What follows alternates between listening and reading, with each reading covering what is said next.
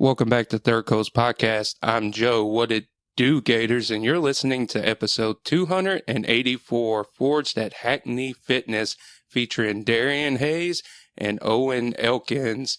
For a conversation centered around training, fighting, and growth, the group dives into their recent fights and lessons learned inside the cage. We talk about those experiences shaping the way they coach others inside the gym.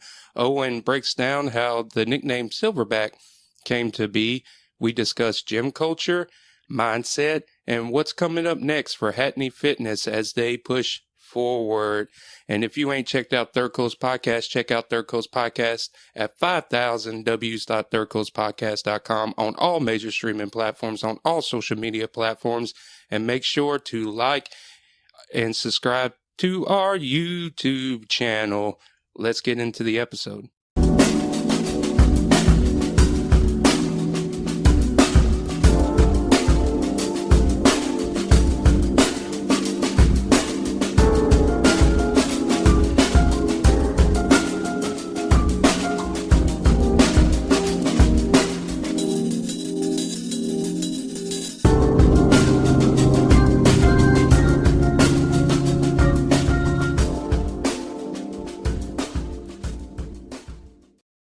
All right, we are back. This is episode 284, and I'm joined today with Owens, the Silverback Elkins, and returning to the show, Darrian, the Icon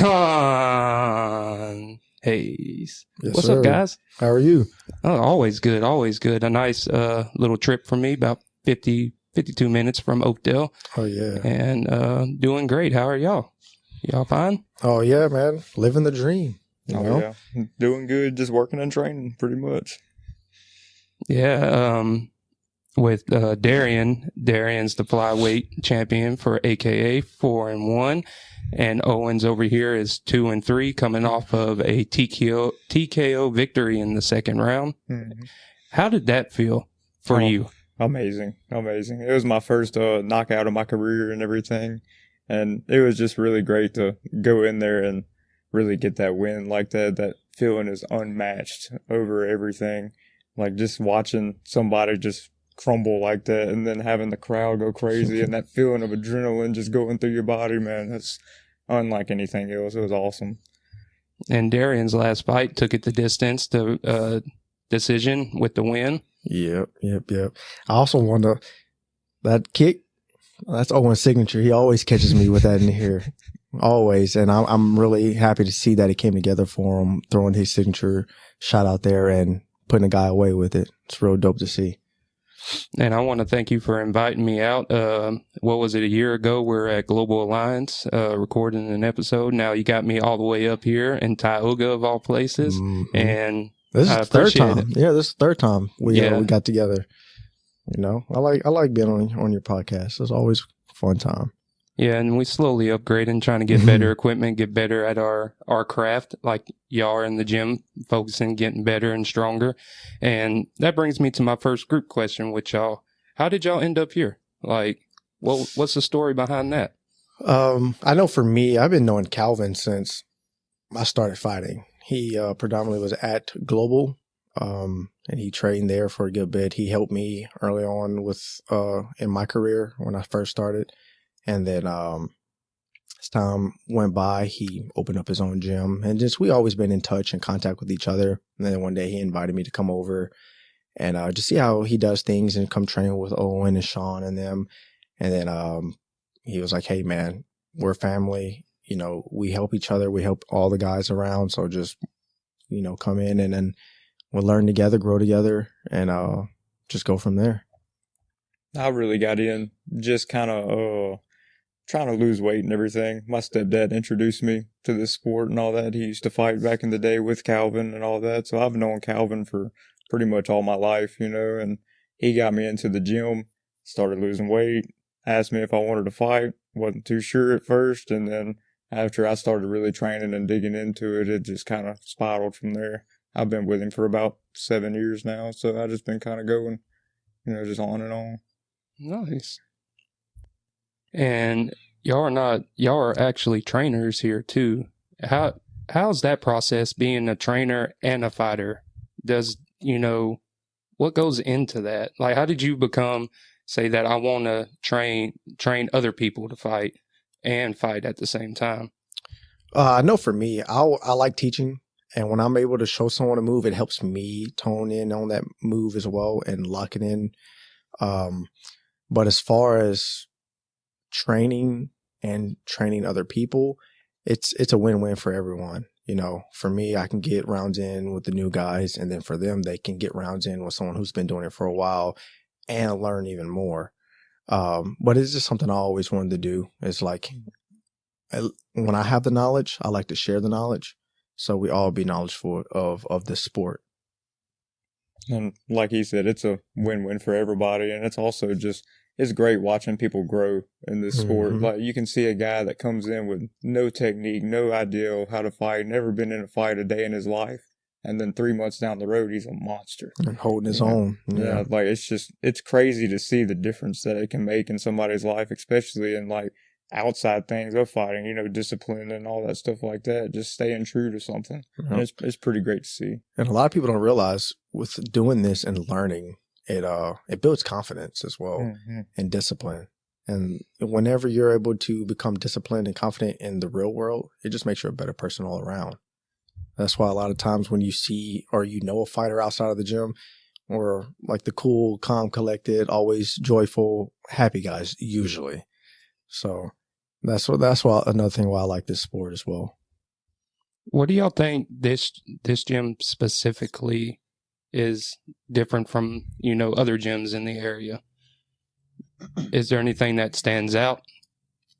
Definitely the weight room and the family orientation of it is, we hit weights first, and then we come in here and we're here with each other for what, 2, 3 hours, 4 hours sometimes. So we're with each other a lot throughout the week. So it's just that family.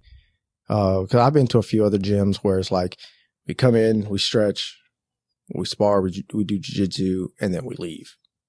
Yeah. I've been around that, and that's why I can say this gym is kind of like that. Because outside of the gym, like we do jiu-jitsu competitions, we plan cruises, UFC fight parties. We all come in here and eat, play games, and watch fights and things like that. So it's just the family vibe. Very tight-knit. Very tight-knit. Like, he had a baby a while back, had a baby shower and everything, and had everybody from the gym show up to his baby shower. Yeah. Like, what other places that you see that happen?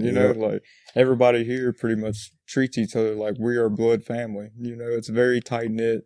There's not a lot of us, like, we get all of our training in together every day, see each other every day, like, we're very, very close. Yeah. True meaning of blood, sweat, and tears. Yes. Yeah. Yes. Oh, so it's an everyday thing? Like, y'all are in here multiple hours every day just training? Yeah, for sure. That's for the crazy. most part, for sure.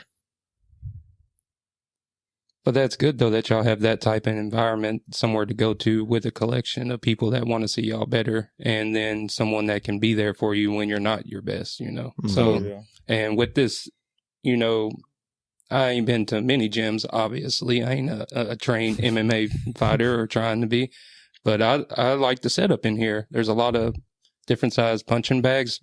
What's the difference in each? Is there like a specific reason for the sizes of the bags? Or is there it's just different ones to hit on? Really, it's what separates them is weight and everything. Mm-hmm. And then plus, like, with the kickboxing bags, these long bags behind us, work on different techniques on different size bags. Like a heavy bag, like the one sitting right next to you, would be more for like boxing and everything, really being able to work on your punches with that, versus the kickboxing, you can put together your full combo list and all that stuff. So just different stuff to work. Yeah, because we have the bags. We also have the uppercut bag over there. That's real good for working uppercuts. And then we have a touch pad that's behind you. So you can work jabs, uppercuts, hooks, all kinds of things on those. So it's just like you just echo for him, heavy bag. You can work on your power shots and setting those up. And the kickboxing bags lower shows legs and things like that to try to land on that. So So when y'all are training other people, do y'all have like specialties that y'all are training in this gym for? Like they're going to say striking, Yeah, I mean, or like are you mainly like a jiu-jitsu guy where Owens is, head kicks or anything like in that nature?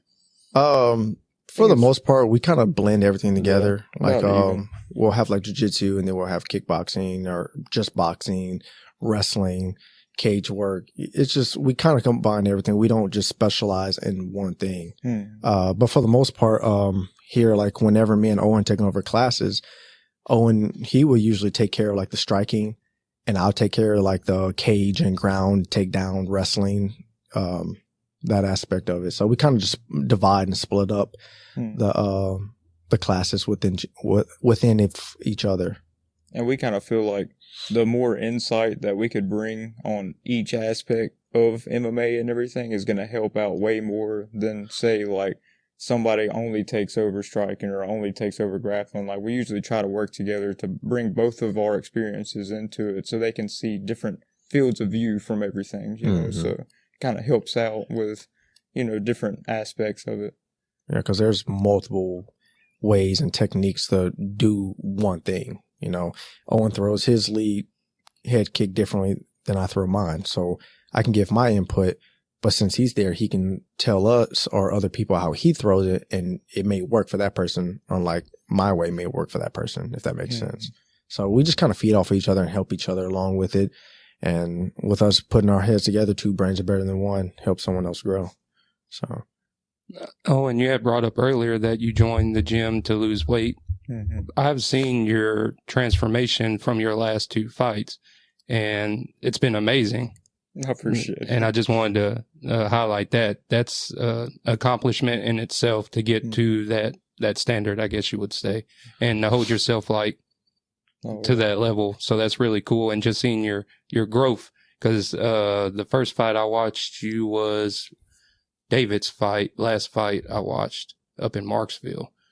And you fought a big old dude, big muscle bound guy. I'm like, why is he fighting this big old guy? The 185 fight. Yeah. That was my first one I ever did. I went from 225, dropped down to 185, fought 170 after that, 155, and then went down to 145. And I'm kind of chilling at that weight class now. So. Oh, it's crazy. 145. Is that hard for you to maintain that type of? I mean, not really, as long as I have like enough time and everything. That's the main thing. It's like planning out your cuts and everything. Like my last fight, I'm not ashamed to admit I did miss weight and all that, but it was a kind of a time frame problem and everything, and I was trying to squeeze everything in at the last minute. But if I have enough time and I can plan everything out right, it's an easy weight cut. I can make it down no problem. So that's what you're going to stick at now, 145? Oh, yeah, 145. And Darrian, yours is 135? 125. 125. Yeah, my first fight I fought at 135 because I was new to it, and I was scared of the cutting weight because I didn't know. But once I was able to figure out how my body responds to certain things, I would drop to 125. And I'm probably going to stay there since I'm so short. I'm tired of fighting tall guys. So emphasis on that. Yeah. Yeah, I've seen some guys that would be like 6'3", 6'4", and drop weight to like 145. And it's just like, man, that's, it seems insane to me still to this day. Been interviewing MMA fighters for 2-3 years now. And then it's just that weight cut thing just blows my mind how someone can drop 20, 30 pounds like it's nothing. Oh, it's something. And a lot of sauna work. Yeah, sauna, towel wraps, sweet sweat, heat, a lot of heat. I think the toughest side of it is pretty much the mental side of it, really, because your body's telling you to stop the entire time that you're cutting weight, and you can attest to that. I know you can. It's sitting there telling you, like, bro, go drink some water. You're dehydrated and all that, but you just got to stick to it, and eventually it'll be over, and you can go weigh in and go get your Pedialyte and your Gatorades and all the water you want, and start carbing up. Mm-hmm. So, Owen, what's that feeling for you like when you step into that cage? And when that, how's that? Is that a surreal feeling for you? Like a movie.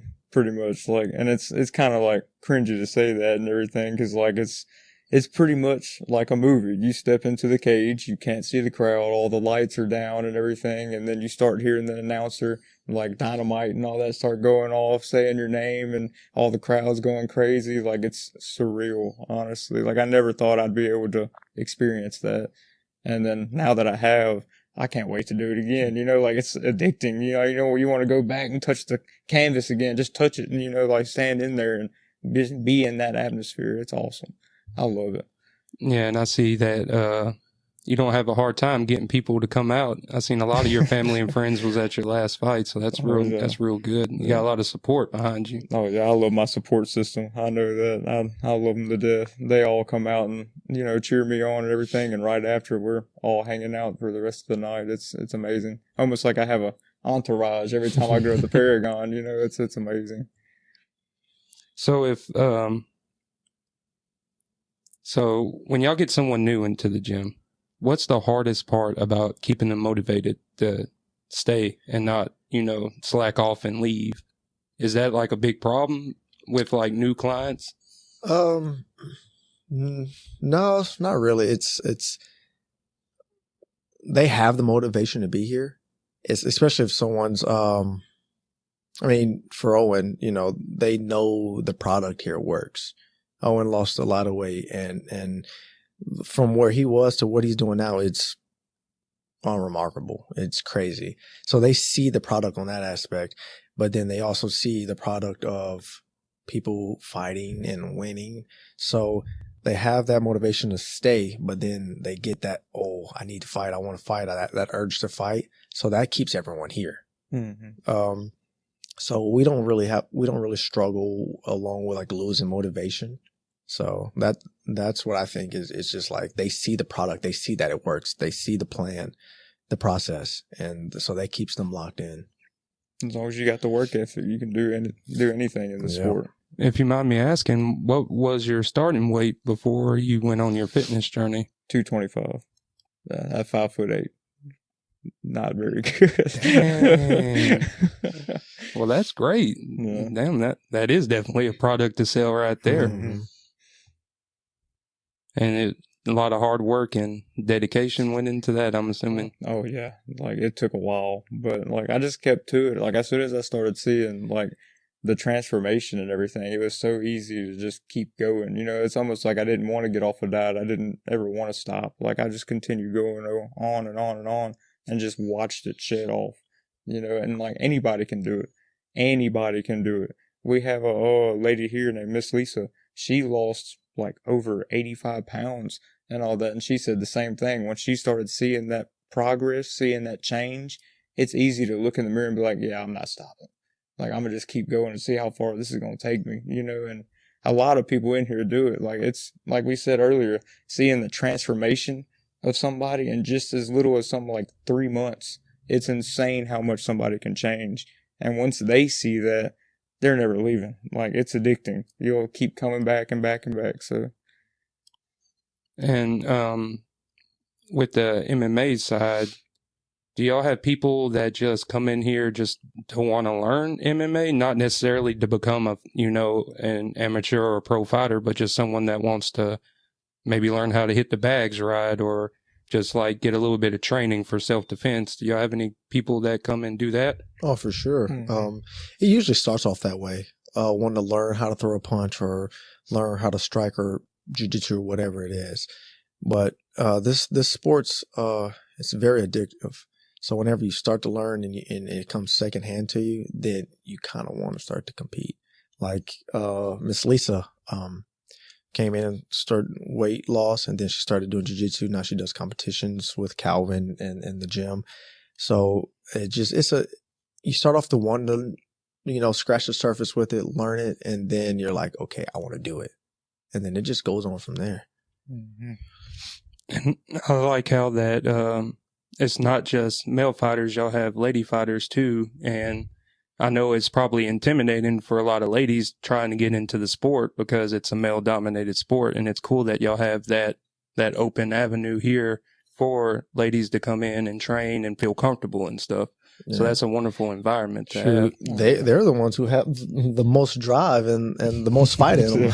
Honestly, most of the time, honestly, they are like they kind of be whooping on us sometimes, you know. So they always have that I don't want to give up aspect, which I bow my head to. So it's dope.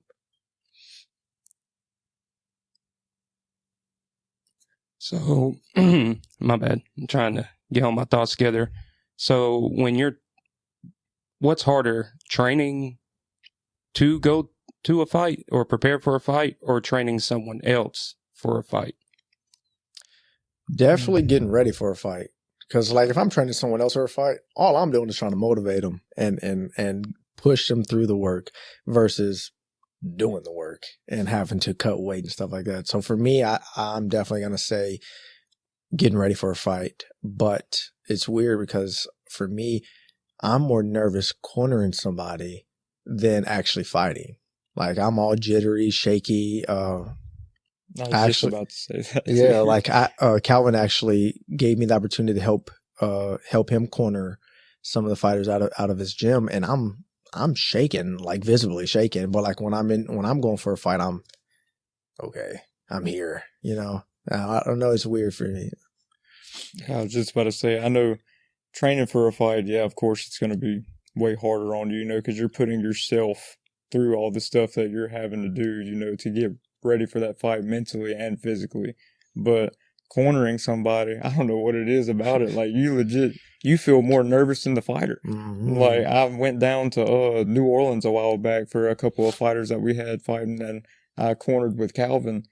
I didn't even talk.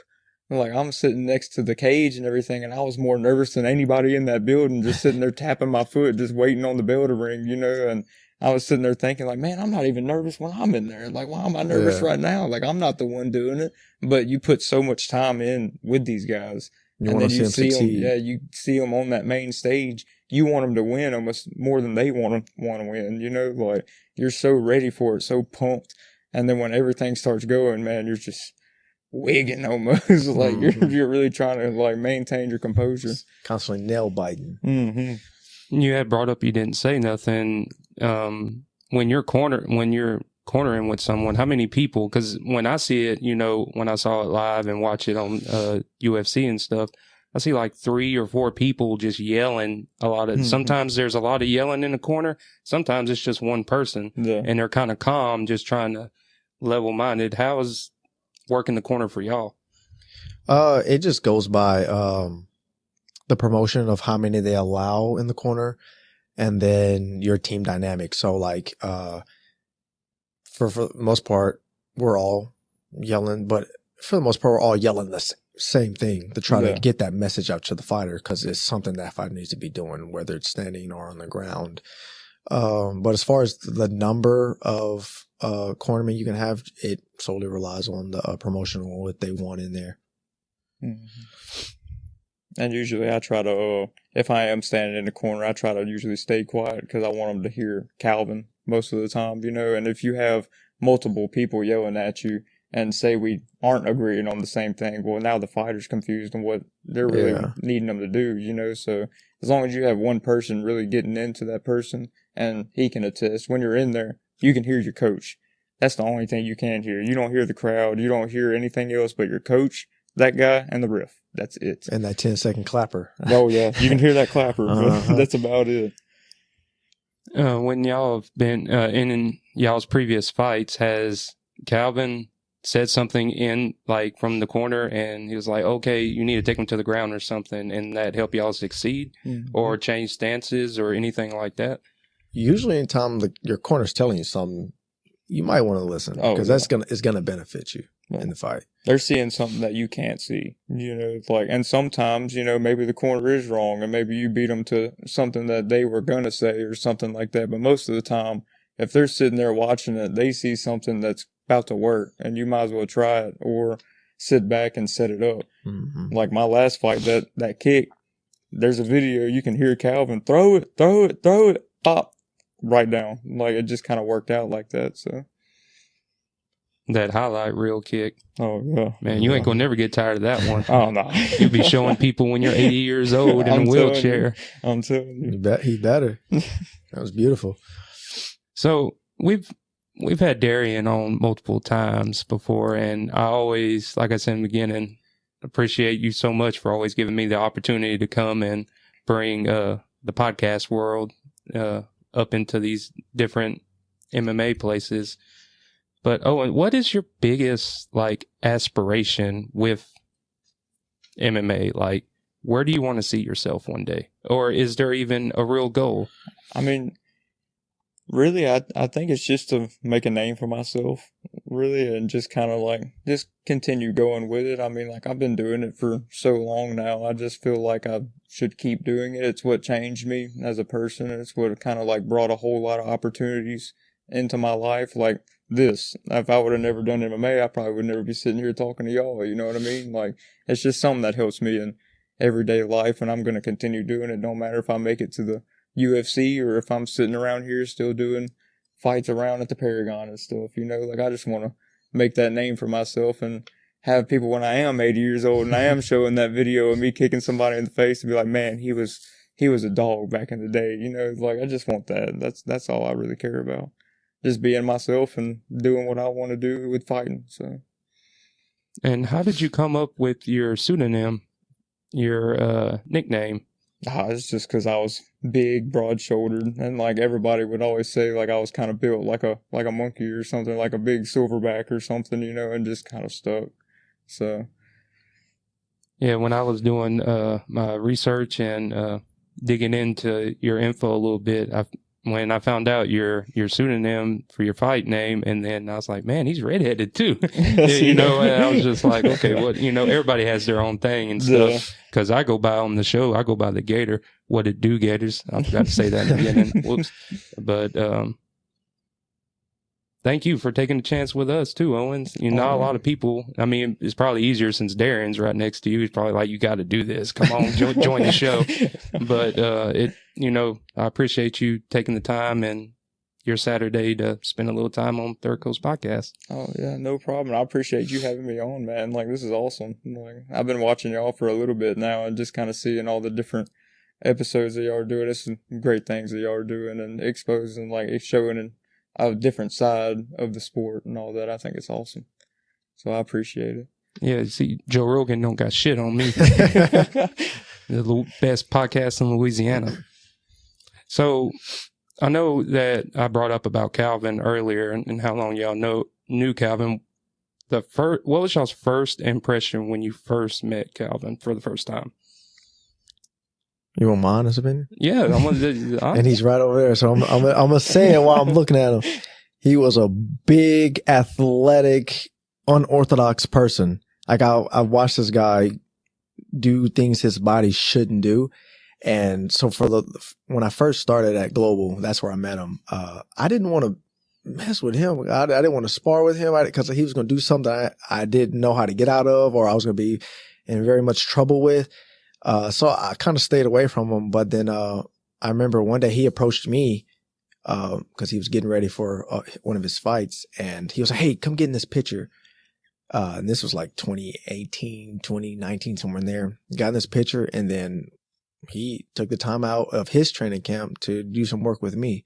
And that kind of made me relax. So that was my first meeting of Calvin. I was back when I was 19 years old, afraid of him, and for him to open his heart and his knowledge of fighting and welcome me in, it was like a culture shock almost. So that was my first, impression of him.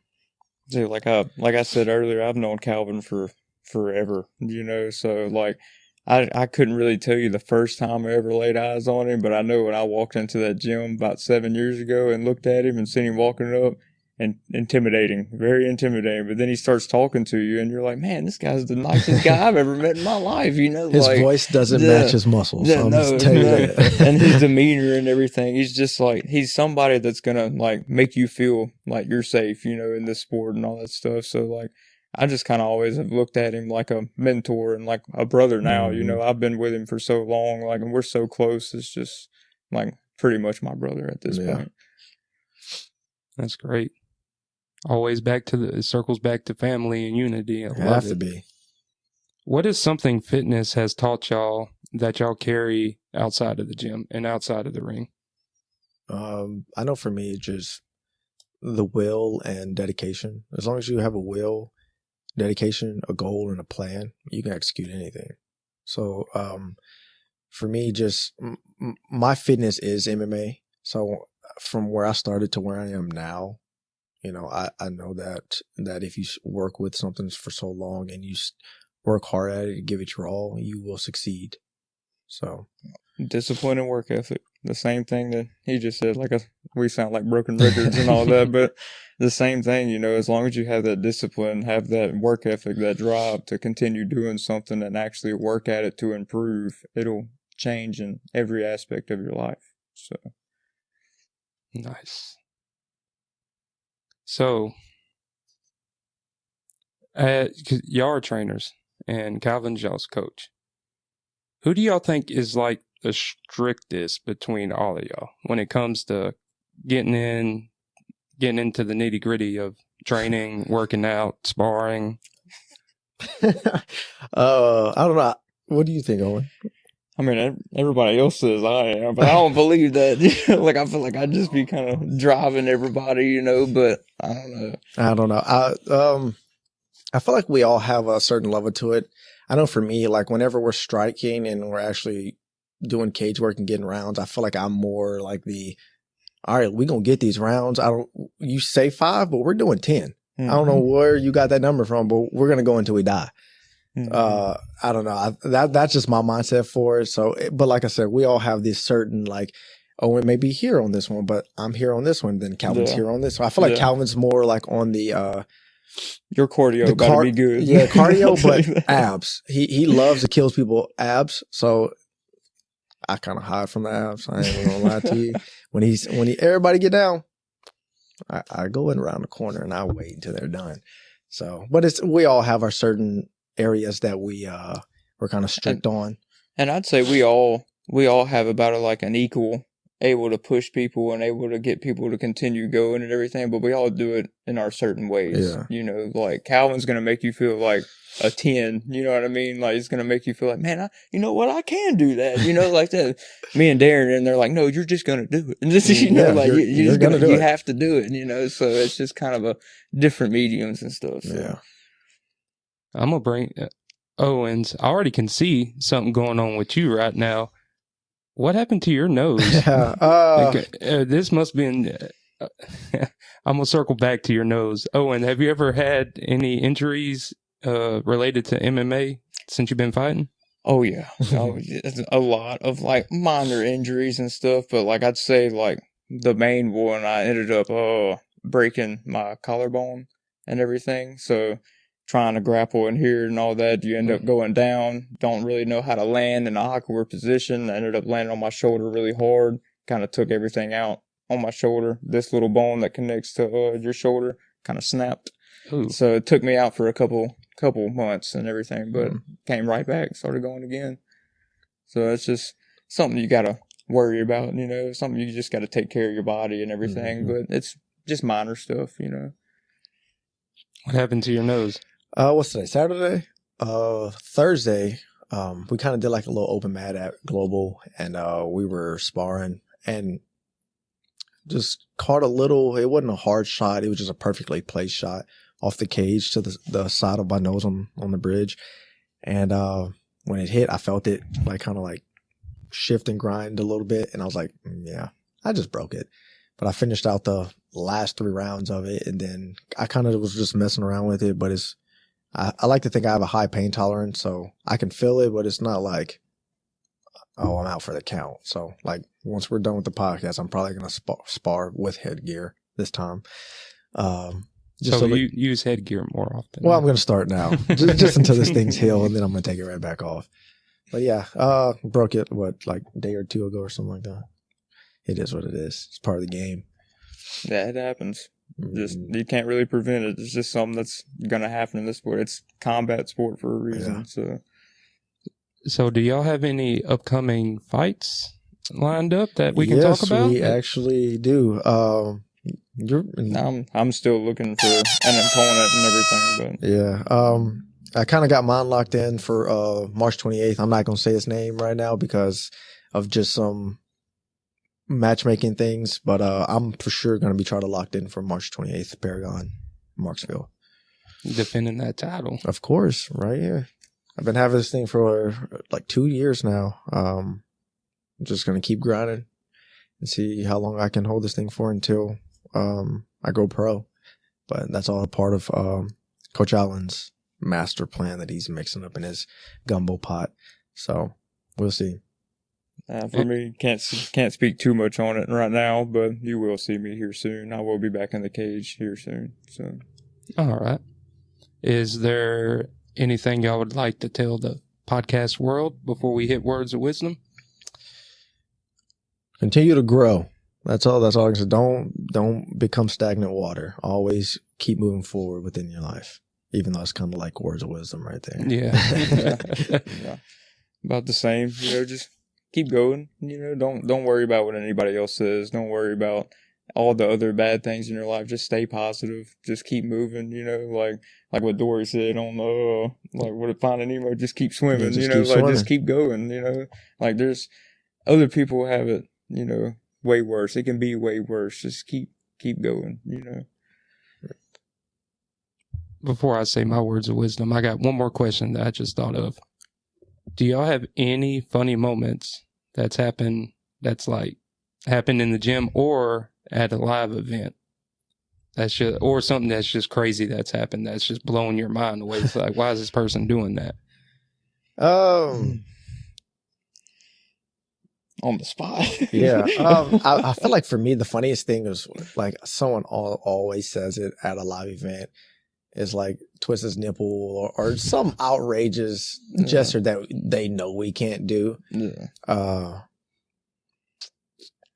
I don't know. What do you think, Owen? I don't know. I'm just kind of on the spot now. There's so many things that's happened. Yeah, there's always some things that happen. It's a wild world at an MMA event. There's something always going on. Like the people just hammering beers back, throwing like stuff like that out there, yelling at us to do like some wild things and all that. And just little stuff here in the gym, training with all these guys. Like we got some pretty funny guys that are around here. Like everyday life. Yeah. We'll just say that, huh? Yeah, just wild stuff. Yeah. Just someone on top of you going to work, just talking to you calmly the whole time. That's us all the time. Yeah, we do that all the time. Yeah. Like I know for a fact I've been with Darrian sparred in there, and then we'll get a little bit tired and be like, "So what are you doing after this? You got anything going on?" Yeah, we'll just sit there and talk, make it look like we're working when like Calvin's watching, and then as soon as he walks away, we're kind of just like take a little breather for a second. Y'all know y'all probably ain't gonna get away with that now, right? It is what it is. But I guess I circle back to words of wisdom. My words of wisdom is never be afraid to try something new and expand your horizons, because you don't know what's inside of you unless you look for it. Yes, sir. And guys, I think that's about it. Owen, Darrian, again, I appreciate y'all so much. Thank y'all for having me, inviting me into y'all's gym. And thanks for having us, man. I guess Like I I told you last time, appreciate this is always fun. I like doing stuff like this. Yeah, it was a great time, honestly. But like all things, everything must come to an end. And you already know who it is. I'm Joe. What it do, Gators? And we out.